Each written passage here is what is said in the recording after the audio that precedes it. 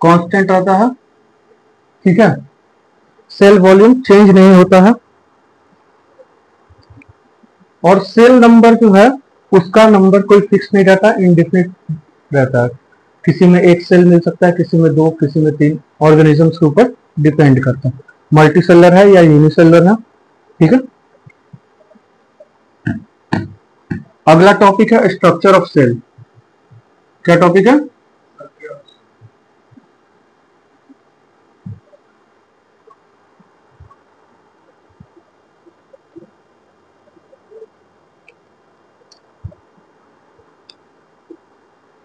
कोई भी सेल का तीन मेन फंक्शनल रीजन होते हैं जहां सेल का फंक्शन होता है। क्या होता है? सेल का फंक्शन होता है।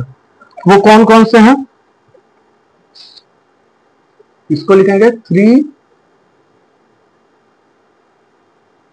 Main function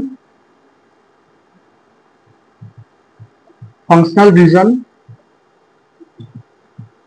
of cell. पहला हो गया प्लाज्मा मेम्ब्रेन। क्या हो गया?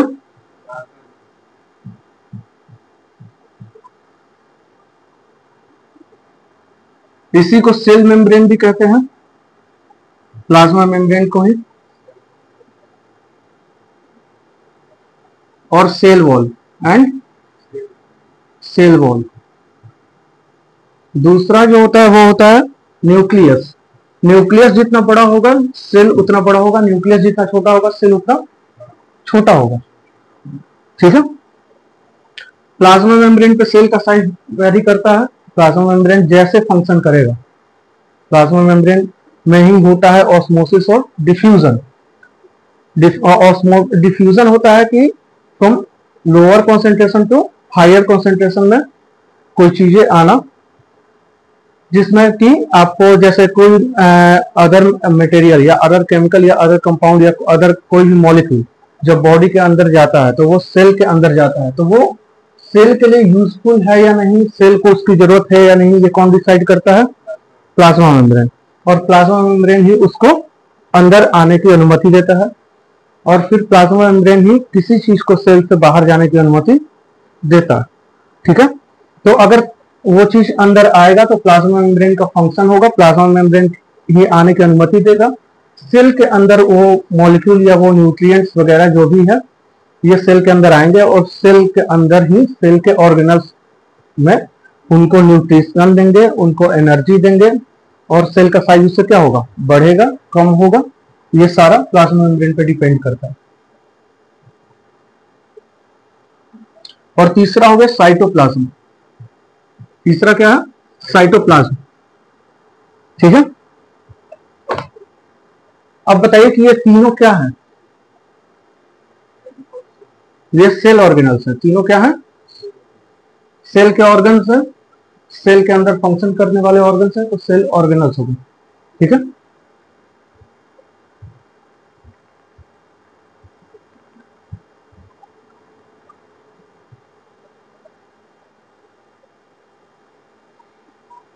हो गया? नोट दो।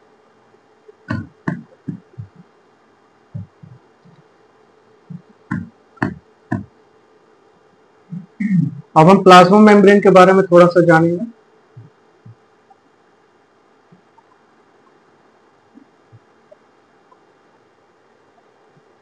The outer layer of cell is called plasma membrane.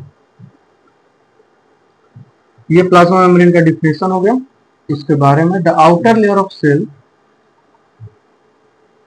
Is plasma membrane.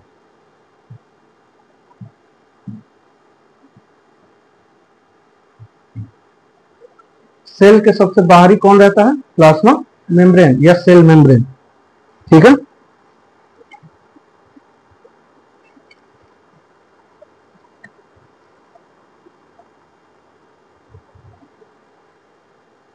यहां पे लिखेंगे साइटोप्लाज्म, और साइटोप्लाज्म के बारे में हम लिखेंगे कि साइटोप्लाज्म कहां पाया जाता है।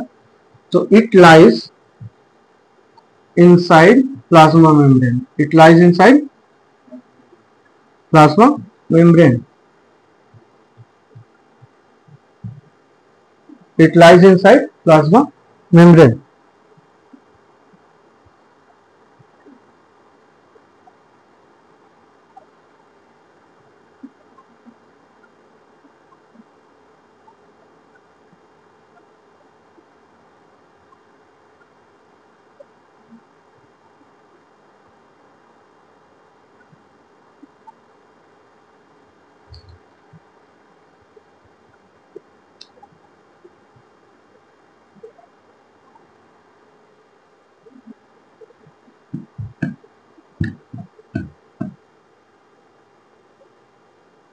प्लाज्मा मेम्ब्रेन में आगे लिखेंगे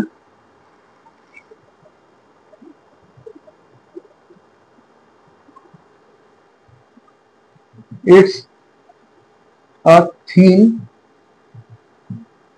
delicate,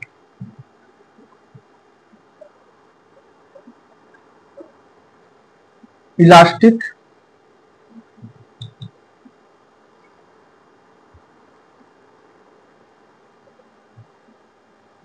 selectively permeable membrane.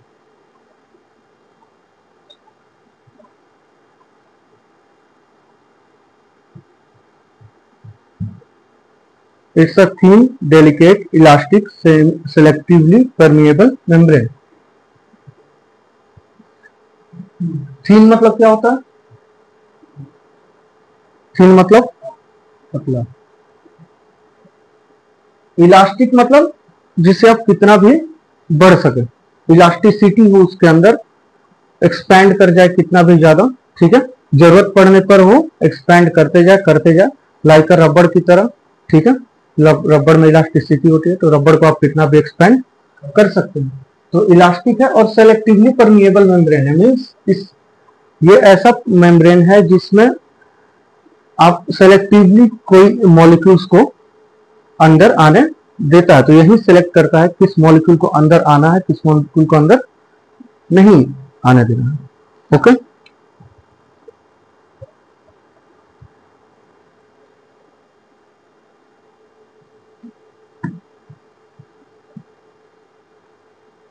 इसकी जो थिकनेस है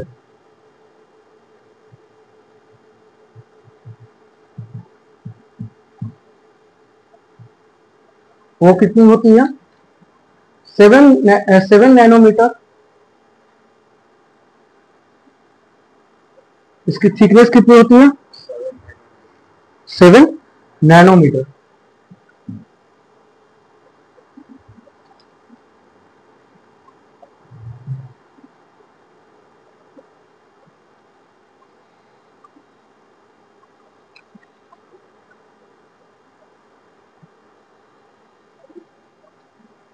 हो गया.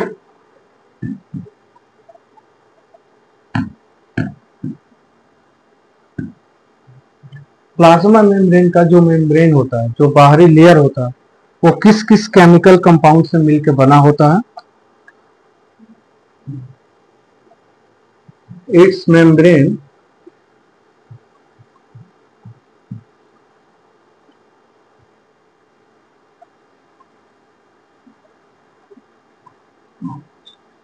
has 75% phospholipids. 75% phospholipids.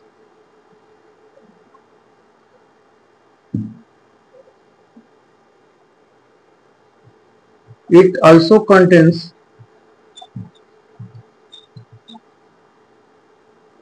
Proteins. Protein को प्लाज्मा मेम्ब्रेन ही रखता है अपने पास. Cholesterol and polysaccharides.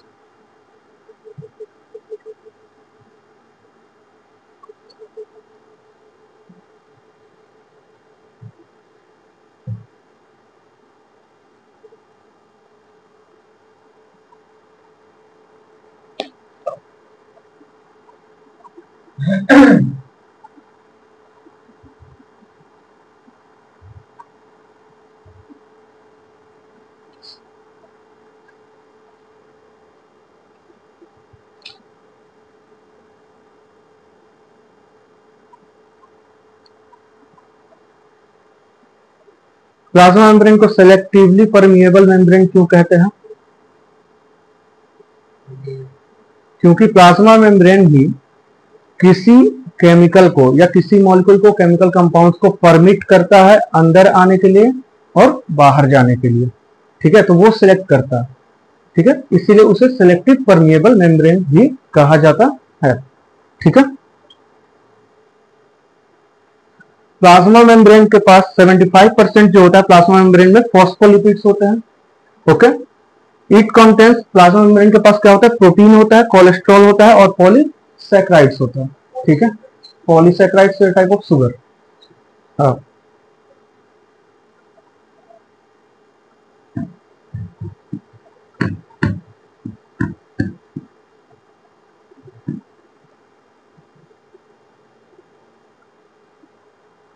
अब देखिए इसके अंदर जो प्रोटीन होता है, प्लाज्मा मेम्ब्रेन प्रोटीन को कंटेन करता है, तो जो इसके अंदर प्रोटीन होता है वो इसलिए नहीं होता है कि प्लाज्मा मेम्ब्रेन को वो स्ट्रेंथ दे। ये होता है किसके लिए? तो ये होता है सर्व करने के लिए एंजाइम्स को, और ट्रांसपोर्ट प्रोटीन और परमिएज for movement of water and soluble ions, pumping के लिए यूज किया जाता है और रिसेप्टर प्रोटीन के लिए यूज किया जाता है। ठीक है, तो इट्स प्रोटीन यूज फॉर पहला किसके लिए यूज होता है? एंजाइम्स के लिए। किसके लिए? एंजाइम्स के लिए, जो प्लाज्मा मेम्ब्रेन के अंदर मौजूद रहते हैं और वो क्या करते हैं? कैटलाइज करते हैं। कैटलाइजेशन प्रोसेस जब हम पढ़ेंगे तो इसको आपको समझाएंगे। कैटलाइज करते हैं केमिकल रिएक्शंस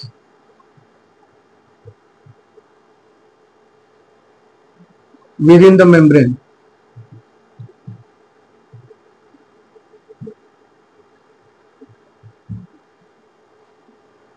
एंजाइम्स को क्या करते हैं? वो कैटलाइज करते हैं chemical reaction with in the membrane. तो एंजाइम्स का काम क्या होता है? कैटलाइज करना केमिकल रिएक्शन को मेम्ब्रेन के अंदर। कैटलाइजेशन उसको कहते हैं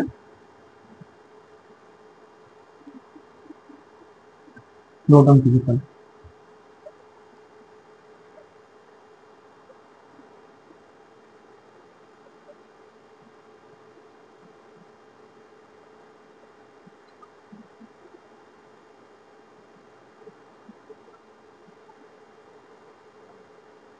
कैटलाइज क्या होता है? कैटलाइज जो है वो कैटलिस्ट से यूज बना है। ठीक है, कैटलिस्ट यूज करते हैं हम केमिकल रिएक्शन में। कैटलिस्ट वो होते हैं, वो केमिकल कंपाउंड होते हैं जो केमिकल रिएक्शन में पार्टिसिपेट नहीं करते हैं लेकिन केमिकल रिएक्शन को एक्टिव कर देते हैं, फास्ट कर देते हैं। क्या कर देते हैं? फास्ट कर देते हैं। तो ये एंजाइम्स भी वही करते हैं। जब भी उसके अंदर कोई केमिकल कंपाउंड का फॉर्मेशन होगा तो उसको क्या करेंगे? कैटलाइज करेंगे। कैटलिस्ट की तरह वहां पे यूज होगा, उस प्रोसेस को फास्ट कर देते हैं। क्या करेंगे? फास्ट करते हैं। वो कौन करते हैं? एंजाइम्स। और किसकी मदद से? इस प्रोटीन्स की मदद से जो प्लाज्मा मेम्ब्रेन के अंदर पाया जाता है।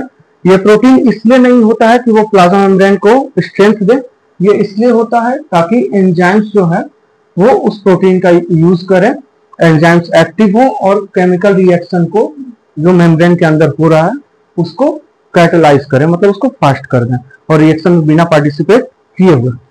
ठीक है,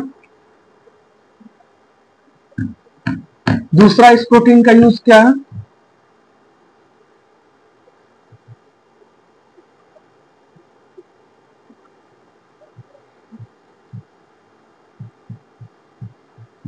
ट्रांसपोर्टेशन के लिए। हम ऐसे लिखेंगे for transportation, for transporting proteins. Proteins को ट्रांसपोर्ट करने के लिए यूज होता है।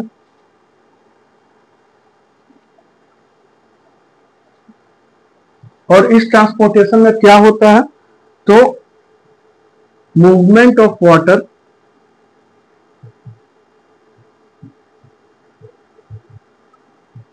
Soluble ions, water soluble ions,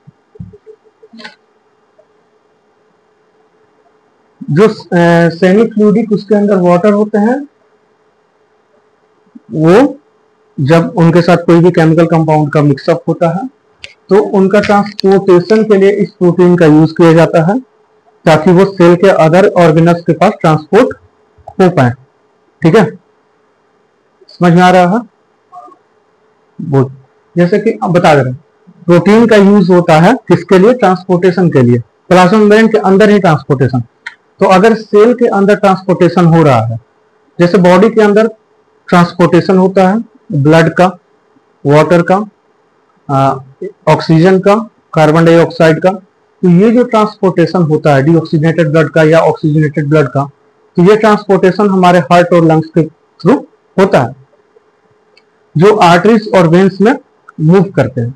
तो ऐसे ही जब इसके अंदर ट्रांसपोर्ट होगा प्रोटीन, तो प्लाज्मा मेम्ब्रेन सबसे बाहरी चीज है सेल का। प्लाज्मा मेम्ब्रेन ने किसी वाटर सॉल्यूबल को या किसी केमिकल को अंदर आने का परमिट दिया, वो अंदर आएगा तो वो सेल के अंदर आएगा, तो सेल के अंदर आ गया तो उसको ट्रांसपोर्ट कौन करेगा? और सेल ऑर्गन्स को कोई ट्रांसपोर्टेशन होगा और वो ट्रांसपोर्टेशन इसी प्रोटीन के थ्रू होता है। ठीक है, अब कोई doubt?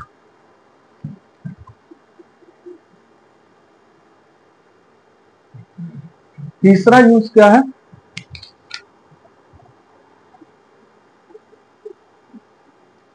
For pumping, for pumping, pumping के लिए यूज होता है टू गिव एक्टिव ट्रांसपोर्टेशन। जैसे सेल के अंदर अगर ट्रांसपोर्टेशन स्लो हो रहा हो तो ये प्रोटीन्स का यूज करते हैं और उसको क्या कर देंगे? पंप कर देंगे ताकि ट्रांसपोर्टेशन क्या हो? फास्ट हो जाए। ठीक है, जैसी आपकी बॉडी की नीड होती है वैसे सेल में ट्रांसपोर्टेशन होता है, सेल फंक्शन करता है।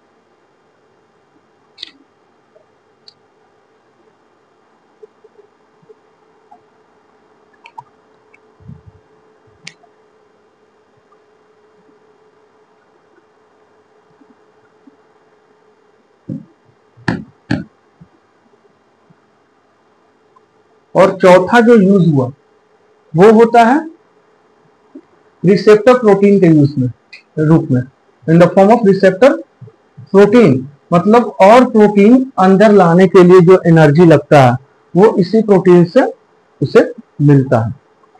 जैसे प्लाज्मा मेम्ब्रेन के अंदर और प्रोटीन जो आया वो रिसेप्ट करने के लिए, प्लाज्मा मेम्ब्रेन को एक्सेप्ट करने के लिए जो एनर्जी लगता है वो एनर्जी यही प्रोटीन देता है। ठीक है, तो 4 यूजेस इस प्रोटीन के हो गए। पहला, एंजाइम्स को ये प्रोटीन देता है जिससे एंजाइम जो है वो केमिकल रिएक्शन में कैटलाइजेशन का प्रोसेस करते हैं, कैटलिस्ट की तरह काम करते हैं और उसे केमिकल रिएक्शन को फास्ट कर देते हैं। दूसरा क्या हुआ?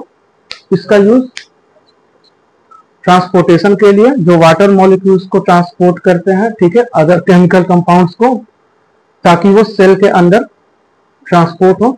तीसरा यूज हो गया इसका पंपिंग के लिए, जिसमें ट्रांसपोर्टेशन अगर कभी स्लो हो गया, आप दौड़ रहे हैं, आपको ज्यादा एनर्जी की जरूरत है, तो उस टाइम पे सेल अगर स्लो ट्रांसपोर्टेशन करेगा तो बॉडी को एनर्जी नहीं मिल पाएगा, तो उसके लिए सेल को एक्टिव ट्रांसपोर्टेशन के लिए, ताकि ट्रांसपोर्टेशन फास्ट हो, इस प्रोटीन का यूज वहां पे होता है जो प्लाज्मा मेम्ब्रेन के अंदर होता है। चौथा, प्रोटीन को रिसीव करने के लिए, आने वाला जो नया प्रोटीन है उसको रिसीव करने के लिए एज अ रिसेप्टर प्रोटीन के रूप में इसी प्रोटीन का यूज किया जाता है। ठीक है।